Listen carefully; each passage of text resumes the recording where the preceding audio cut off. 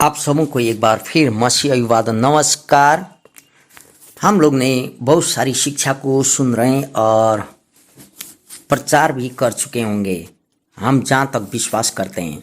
आज मुझे लोभ, जिस लालच भी कहा जाता है, लालच के बारे में कुछ बातें करने मन हुआ, क्योंकि जब हम लोग इधर उधर लोगों को देखते हैं, चाहे विश्वासी हो चाहे अविश्वासी, हर एक के जीवन में कोई न कोई तरीका से लोभ या लालच काम कर रहे।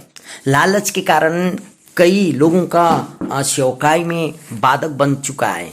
लालच के कारण कई लोगों का जीवन में भयंकर समस्या आ चुकी है।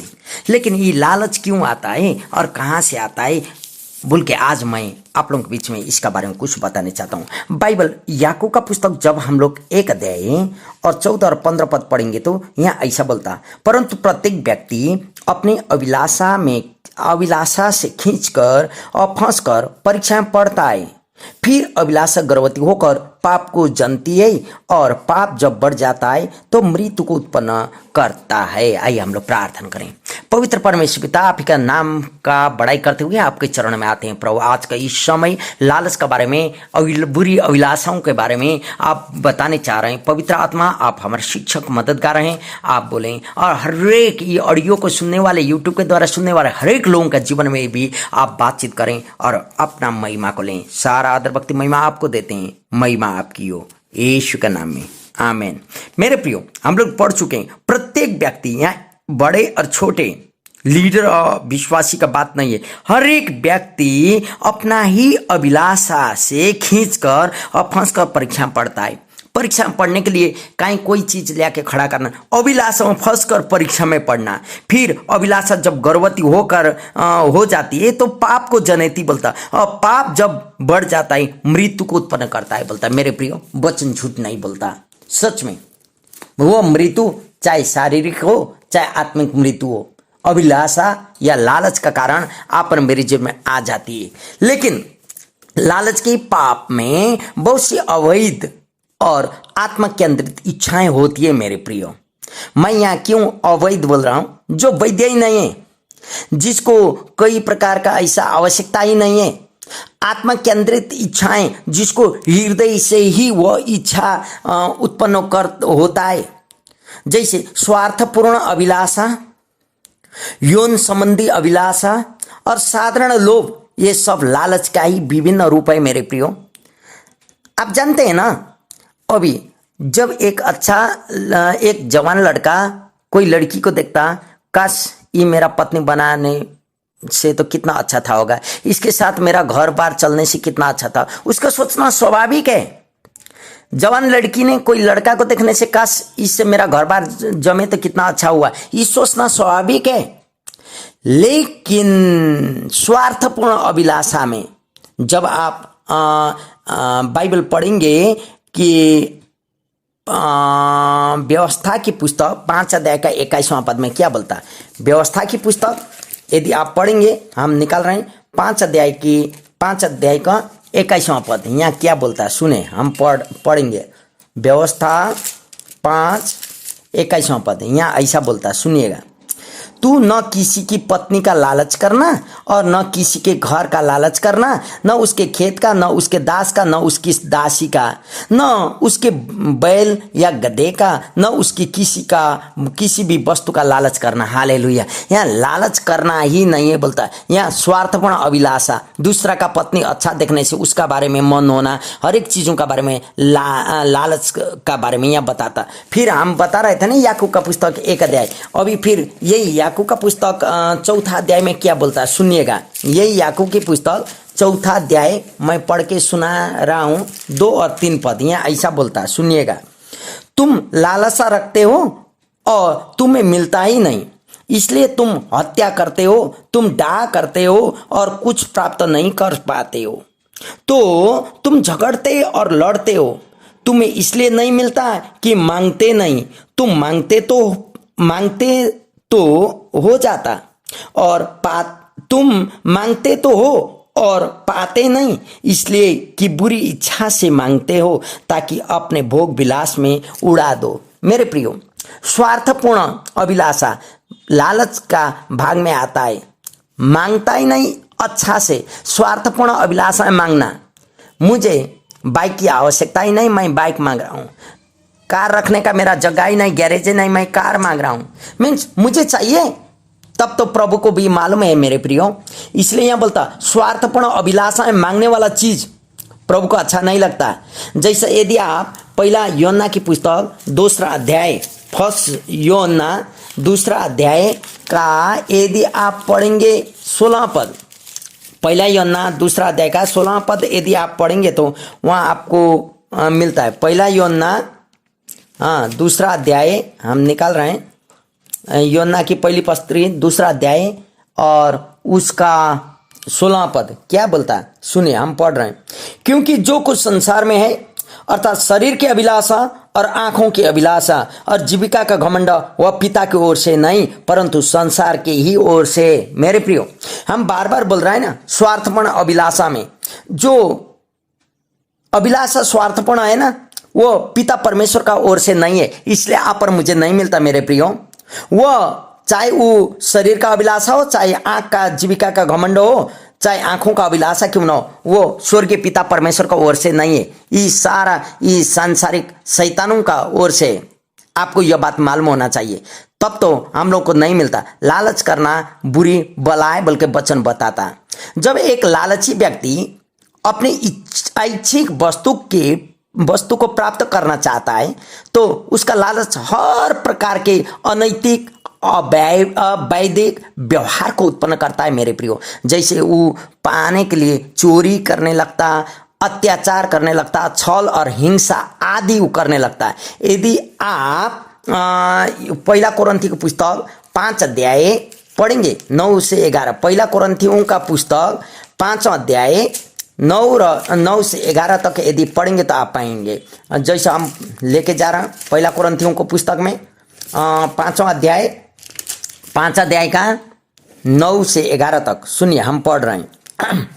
मैंने अपनी पत्री में तुम्हें लिखा है कि व्यभिचारियों की संगत न करना। पहला कोरिन्थियों 5 अध्याय 9 से 11। यह नहीं कि तुम बिल्कुल इस जगत के व्यभिचारियों या लोभियों या अंधेर करने वाला या मूर्ति पूजक की संगति न करो, क्योंकि इस दशा में तो तुम्हें जगत से ही निकल जाना पड़ता है। पर मेरा कहना यह है कि यदि कोई भाई कहलाकर व्यभिचारी या लोभी या गाली देने वाला या पियक्कड़ या अंधेर करने वाला या मूर्ति पूजक हो तो उसकी संगति मत करना, वरन ऐसे मनुष्य के साथ खाना भी न खाना। क्योंकि मुझे बाहर वालों का न्याय करने से क्या काम, क्या भीतर वालों का न्याय नहीं करें। मेरे प्रियो, आपको याद करना होगा, स्वार्थपूर्ण अभिलाषा ने आप पर मुझे हत्या की ओर लेके जाता है, छल और हिंसा की ओर लेके जाता है, और वो परमेश्वर का ओर से नहीं है। यही बात को आपको जानना होगा। 10 आज्ञाओं में भी 10 आज्ञाओं में से एक कहती है ना, तू लालच न करना। यह आज्ञा दूसरा आज्ञाओं से भिन्नता है, इसलिए भिन्न है क्योंकि यह व्यवहार के बारे में कहती है, जबकि अन्य आज्ञाएं कार्य के संबंधित है। मेरे प्रियो, आप याद कीजिए। लेकिन यही तू लालच न करना व्यवहार में आता है। हत्या नहीं करना, व्यभिचार नहीं करना, चोरी नहीं करना, झूठ बोलना बाहरी होता है, परंतु लालच मनुष्य के भीतर रहता है। मेरे प्रियो, अभी आपको यह बात जानना होगा, कोई व्यक्ति पापपूर्ण कार्य या अपराधी भले ही हो, परंतु वह मनुष्य के मन में छिपे हुए अपराध अर्थात लालच की भावना का भी अपराधी हो सकता है। मेरे प्रियो, यदि आप मत्ती का पुस्तक 5 अध्याय, मत्ती रचित सुसमाचार का 5 अध्याय 21 से 30 तक यदि पढ़ेंगे तो प्रभु ने वहाँ क्या कहा है। 5 अध्याय मत्ती, आइए मेरे साथ टर्न कीजिए। 5 अध्याय मत्ती का 21 से 30 तक प्रभु यीशु ने क्या कहा है। यहाँ 21 से 30 तक हम पढ़ रहे हैं, सुनिएगा। यहाँ ऐसा बोलता है, तुम सुन चुके हो कि पूर्व काल के लोगों से कहा गया था कि हत्या न करना, और जो कोई हत्या करेगा वह कचहरी में दंड के योग्य होगा। परंतु मैं तुमसे यह कहता हूं कि जो कोई अपने भाई पर क्रोध करेगा वह कचहरी में दंड के योग्य होगा, और जो कोई अपने भाई की निकम्मा कहेगा अपना भाई को, वह महासभा में दंड के योग्य होगा। और जो कोई कहे अरे मूर्ख, वह नरक की आग के दंड के योग्य होगा। इसलिए यदि तू अपने भेंट वेदी पर लाए और वहाँ तू स्मरण करे कि तेरे भाई के मन में तेरे लिए कुछ विरोध है, तो अपनी भेंट वहीं वेदी के सामने छोड़ दे और जाकर पहले अपने भाई से मेल मिलाप कर और तब आकर अपनी भेंट चढ़ा। जब तक तू अपने मुद्दई के साथ मार्ग ही में हो, उससे झटपट मेल मिलाप कर ले। और कहीं ऐसा न हो कि मुद्दई तुझे हाकिम में सौंपे और हाकिम तुझे सिपाही को और सौंपे और तू बंदीगृह में डाला जाए। और मैं तुझसे सच कहता हूँ कि जब तक तू कौड़ी कौड़ी न भर दे तब तक वहाँ से छूटने न पाएगा। हालेलुया। इसीलिए 30 तक हम लोग पढ़ेंगे। कौड़ी कौड़ी तुम सुन चुके हो कि कहा गया था व्यभिचार न करना, परंतु मैं तुमसे यह कहता हूं कि जो कोई स्त्री पर कुदृष्टि डाले वह अपने मन में उससे व्यभिचार कर चुका है। यदि तेरी दाहिनी आंख तुझसे ठोकर खिलाए तो उसे निकाल कर फेंक दे, क्योंकि तेरे लिए यह भला है कि तेरे अंगों में से एक नष्ट हो जाए और तेरा सारा शरीर नरक में न डाला जाए। यदि तेरा दाहिना हाथ तुझसे ठोकर खिलाए तो उसको काट कर फेंक दे, क्योंकि तेरे लिए यह भला है कि तेरे अंगों में से एक नष्ट हो जाए और तेरा सारा शरीर नरक में न डाला जाए। हालेलुया। मेरे प्रियो, आपको याद करना होगा, क्योंकि शरीर का भीतर से निकला हुआ लालच सी भावना हम लोग को अपराधी बना देता है। इसलिए प्रभु यीशु ने यहाँ व्यभिचार का बारे में, प्रभु यीशु ने यहाँ क्रोध और हत्या का बारे में आप मुझे बता चुका है। पौलुस को जब अपने अनुभव में ज्ञान हुआ ना, तब उसने मनुष्यों के स्वभाव में बसे हुए इस पाप के बारे में, जिसको उपचार नहीं हो सकता, उसने मरकुस 7 का 7 से 11 तक में बोल चुका है। इसके अतिरिक्त उसने यह भी देखा है कि लालच मूर्ति पूजा जैसा उसका एक रूप है, क्योंकि व्यक्ति के मन में किसी वस्तु को पाने की इच्छा इतनी तीव्र हो जाती या हो सकती है कि वह उस वस्तु को पाने के लिए परमेश्वर के स्थान भी ले सकता है। मेरे प्रिय, कुलुसी की पुस्तक 3 का 5 पढ़ेंगे, भजन संहिता 10 का 3 पढ़ेंगे, वहां आपको मालूम चलता लालच के भयंकर होने का एक कारण यह भी है कि इससे एक मेहनती और अच्छा व्यवहार करने वाला व्यक्ति अर्थात सम्मानित व्यक्ति भी इसका दोषी हो जाता है। ये हर एक के लिए मेरे प्रियो, और इसे इसकी तनिक भी खबर नहीं होता उसको कि मैं लोभ के कारण गिर रहा हूं बोल के। मेरे प्रियो, हम लोग को सतर्क रहना होगा। वह इसे गलती से भी एक अच्छा गुण भी समझ सकता है मेरे प्रियो, लालच करने का अच्छा मिला बोल के। क्योंकि मत्ती का पुस्तक यदि 29 का 16 से 22 तक पढ़ेंगे, वैसे लूका का 12 अध्याय का 15 पद पढ़ेंगे तो आपको मालूम चल जाता है धन संपत्ति के बारे में, लोभ लालच करने वाला क्या होता है। इसलिए परमेश्वर इस पाप को अत्यंत भयंकर पापों के वर्ग में गिनता है मेरे प्रियो। और यदि आप पहला कुरिन्थियों 6 अध्याय का 9 और 10 पद पढ़ेंगे तो पहला कुरिन्थियों की पुस्तक 6 अध्याय 9 और 10 पद यहाँ क्या बोलता है हम पढ़ेंगे। अंतिम में उत्साहित करने के लिए हम ये पद पढ़ेंगे। पहला कुरिन्थियों की पुस्तक पहला कुरिन्थी की पुस्तक 6 अध्याय का 9 और 10 पद यहाँ ऐसा बोलता है, सुनिएगा, हम पढ़ रहे हैं 9 और 10 पद।